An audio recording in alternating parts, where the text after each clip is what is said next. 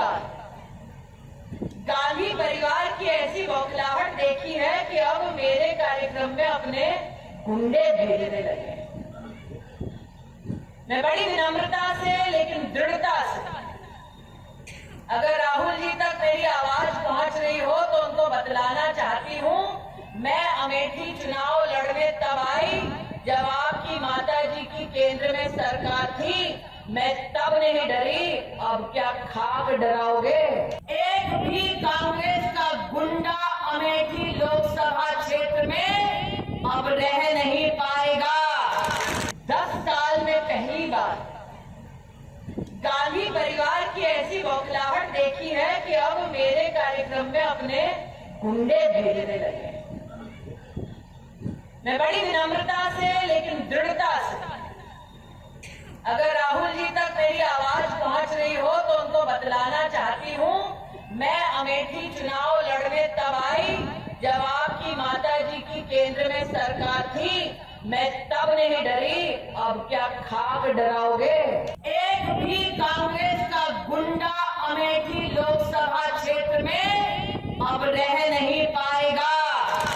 10 साल में पहली बार गांधी परिवार की ऐसी बौखलाहट देखी है कि अब मेरे कार्यक्रम में अपने गुंडे भेजने लगे।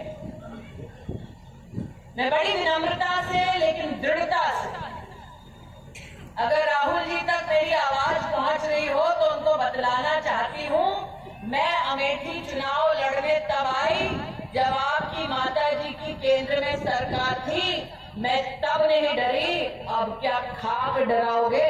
एक भी कांग्रेस का गुंडा अमेठी लोकसभा क्षेत्र में अब रह नहीं पाएगा। 10 साल में पहली बार गांधी परिवार की ऐसी बौखलाहट देखी है कि अब मेरे कार्यक्रम में अपने गुंडे भेजने लगे।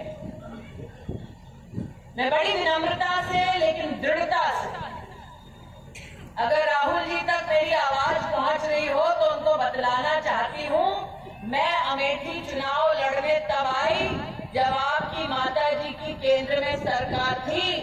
मैं तब नहीं डरी, अब क्या खाक डराओगे? एक भी कांग्रेस का गुंडा अमेठी लोकसभा क्षेत्र में अब रह नहीं पाएगा। 10 साल में पहली बार गांधी परिवार की ऐसी बौखलाहट देखी है कि अब मेरे कार्यक्रम में अपने गुंडे भेजने लगे। मैं बड़ी विनम्रता से लेकिन दृढ़ता से, अगर राहुल जी तक मेरी आवाज पहुंच रही हो तो उनको बतलाना चाहती हूं, मैं अमेठी चुनाव लड़ने तब आई जब आपकी माता जी की केंद्र में सरकार थी। मैं तब नहीं डरी, अब क्या खाक डराओगे? एक भी कांग्रेस